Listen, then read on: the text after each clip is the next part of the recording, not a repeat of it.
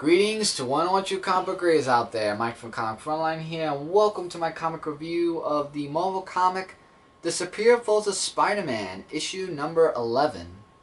And if you're expecting to see the Superior Foes of Spider-Man team, they are not showing up in this comic book. However, though, it does refer to the Superior Spider-Man himself, though. And I'll explain what I mean when I get into this comic book. So, it starts off where these guys are at a clinic. You know, the people who talk about their stories and whatnot. First talks about Maxwell, who is a supervillain that's a bear. And he talks about his story about how he drags people, lures people in with children's music. And the thing about him is that he does take his wallet, but he doesn't kill him. Like, he's just saying...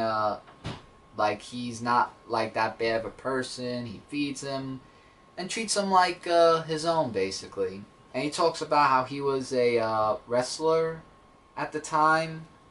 And then it gets into more other stuff. And if you want to read more about him, you can. But it's a very touching story. And then here's where the irony of Spider-Man comes in. He says that Spider-Man has changed, and he hasn't changed for the better. He's actually changed for the worse, which gets to Superior Spider-Man costume. The artwork's great, by the way. I have no complaints about the artwork at all. And he's just saying that that's about Spider-Man. He's just not him anymore. And the other guy that relates to him is a guy named Norton. And here's his story about Spider-Man. He talks about how he encountered him as what was his name? He encountered him as the Superior Looter. And this was a Peter Parker Spider-Man, how he threw around jokes and everything, and haha, and all that stuff.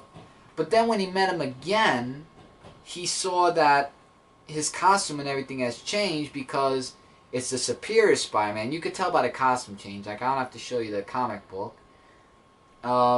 So he goes after him at the Superior Spider-Man, and what he doesn't do to him, he claws him and he hurts him. But remember, this is Dr. Octopus now, not Peter Parker.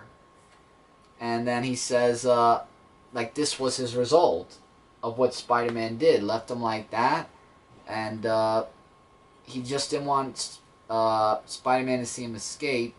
And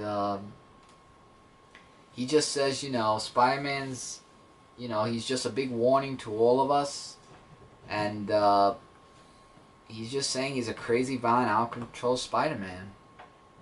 And that really changes the whole story around about, you know, with the whole Spider-Man thing. If those of you who are reading Superior Spider-Man, you guys should know the difference between Peter Parker and Dr. Octopus. So, it doesn't relate to the team, but I actually found this book to be a little bit interesting.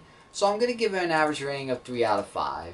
The artwork was great. The story was not too bad, even though it didn't have the team members in it. I could live without an issue without them in it anyway. And if you want to read more about the Superior Spider-Man, learn how it affects other people, then this is definitely a comic for you. But if you're looking for the teams, then don't even bother. But it's an average read. That's all I'm going to say. So with that, guys, that's my review of the Superior Foes of Spider-Man issue number 11. Don't forget to check out comic-related and comicfrontline.com, because together we are number one source for comic-related news, reviews, and a whole bunch more. Subscribe to our YouTube site today of Comic Frontline for more vids, and comment below of your thoughts, opinions, or anything else you have of the Superior Foes of Spider-Man, and I'll try to get back to you guys as soon as I can. To all you comic book readers out there, Mike from Comic Frontline saying take care and keep watching. Later, guys.